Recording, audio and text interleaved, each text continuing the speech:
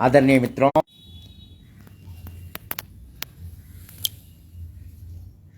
अरविंद तिवारी का नमस्कार। मित्रों, आज मैं भविष्य निर्माण अपनी पुस्तक का एक रचना आपके समक्ष रखूंगा। इस रचना में हमने लिखा है कि जीवन क्या है, हमारा जीवन क्या है और हम अपने जीवन में किन किन चीज़ों का अनुभूति करते हैं जिससे हमारे जीवन प्रभावित होते हैं। और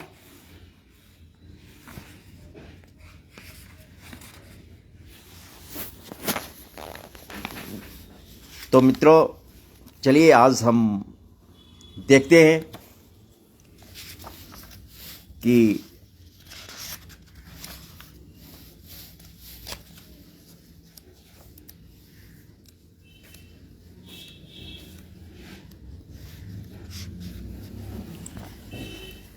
हमारे नज़र में हमारा जीवन क्या है और किस प्रकार हम जीवन में इन बिंदुओं से प्रभावित होते हैं। तो चलिए मित्रों, ब्रह्म ज्ञान का अनुभव है जीवन, छत्रपति की शक्ति है। जीवन हमारा जो ब्रह्म ज्ञान है, उत्पत्ति और विनाश।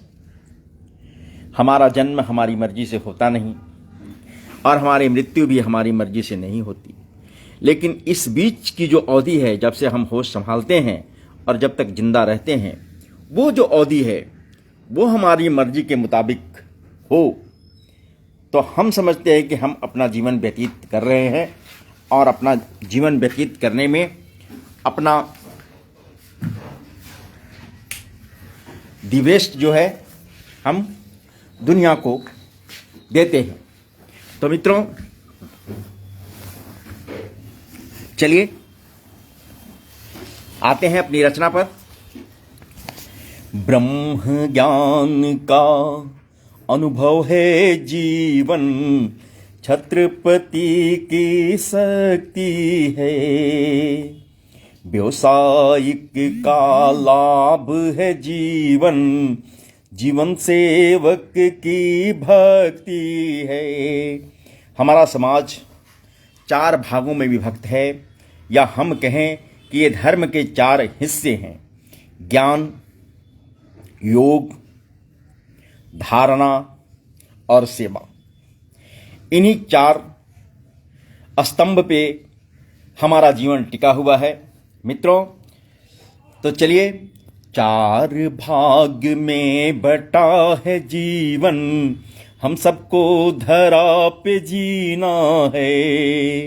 कहलाता बेईमान यहाँ वह जिसने किसी का हक छीना है।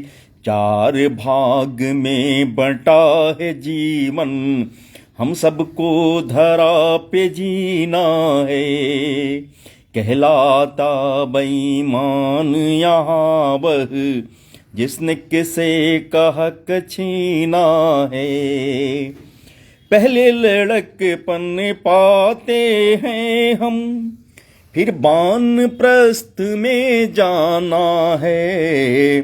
शुरू होता गृहस्थ जीवन, फिर संन्यास जीवन में आना है।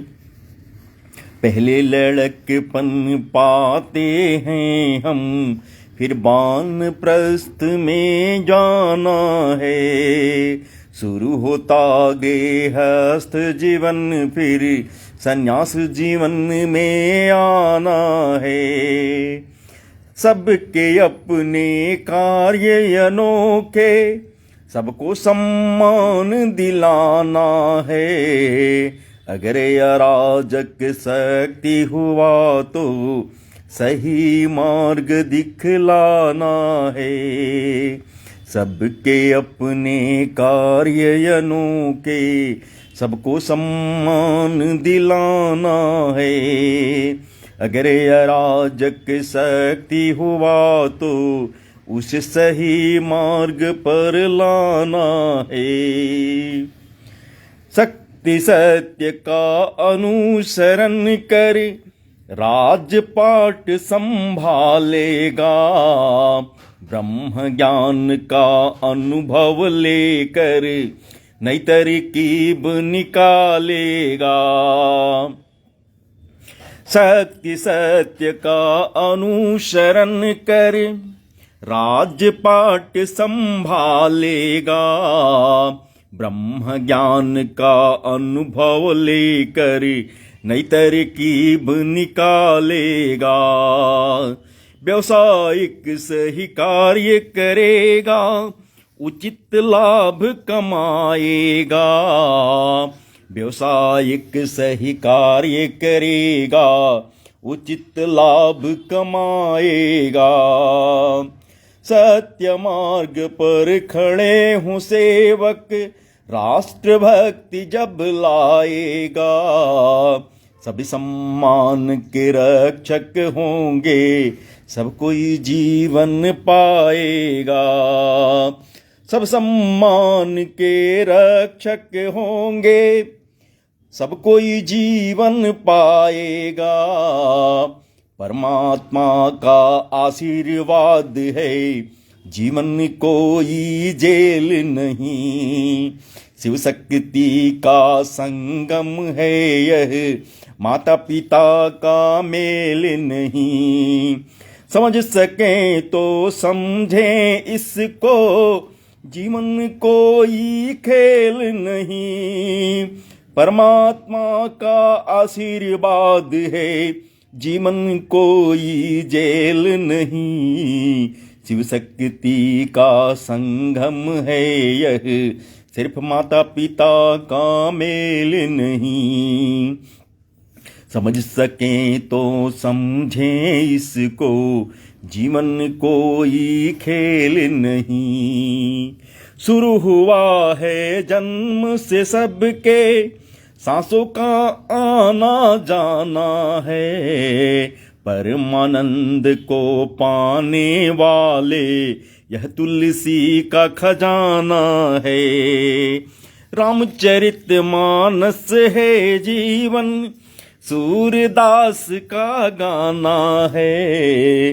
भोर हुआ पंछी का कलरव, झरनों का मुस्काना है। रामचरित मानस है जीवन, सूरदास का गाना है। भोर हुआ पंछी का कलरव, झरनों का मुस्काना है। नानक देव का भजन श्रवण है, तानसेन तराना है। परमानंद में रहते हैं वो, जिसने जीवन जाना है। आप जैसे अभिभावक का मिलना एक बहाना है। काल से भी ना डरते हैं वो, जिसने जीवन जाना है। आप सबों के आशीर्वाद से नई पहचान बनाना है। नव संकल्प से आगे बढ़ना, हर लक्ष्य को हासिल करना है। असत्य के आगे झुकना नहीं है, सबको न्याय पर लाना है। परम शक्ति से कार्य करना है, परम धाम को पाना है। हर मुश्किल आसान करें हम, अरविंद वह मार्ग बतलाना है। लो संकल्प अब अपने देश को विश्व गुरु बन जाना है। लो संकल्प अब अपने देश को विश्व गुरु बन जाना है। मित्रों, हम अपने जीवन को अगर 4 भाग में विभक्त करते हैं तो हमारी जो जिम्मेवारी जिस समय मिलती है उस समय वो जिम्मेवारी जरूर निभाना चाहिए।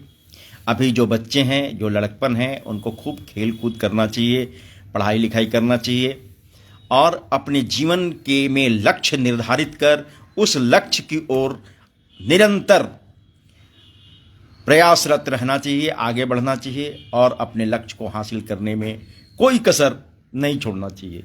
और जो लड़कपन को पार कर चुके हैं, जो शिक्षा दीक्षा ग्रहण कर चुके हैं, अपनी वानप्रस्थ जीवन को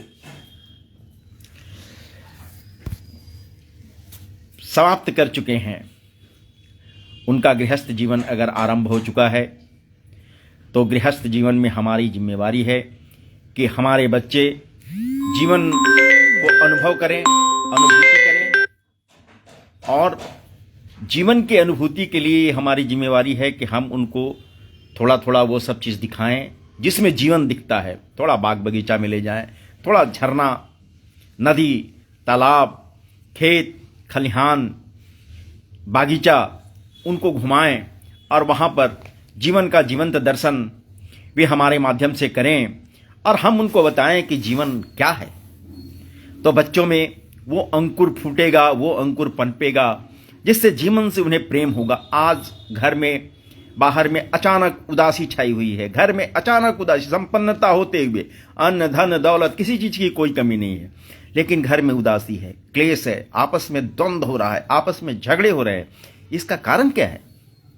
कारण अगर आप देखेंगे तो आत्मा की शक्ति कमजोर हो रही है। आत्मा मतलब जीवन। तो आत्मा की शक्ति कमजोर हो रही है तो शरीर भी कमजोर होगा। जब हम अपने जीवन को 80 वर्ष 90 वर्ष का मानते हैं तो वो 60 वर्ष और 70 वर्ष 50 वर्ष में सिमटने लगेगा तो जो दुख के बादल हैं वो चारों तरफ मंडराने लगेंगे। तो मित्रों, हम सबसे आग्रह है कि खुद आनंद में रहें, दूसरों को भी आनंद में रखें और परमानंद की तरफ एक एक कदम आगे बढ़ें।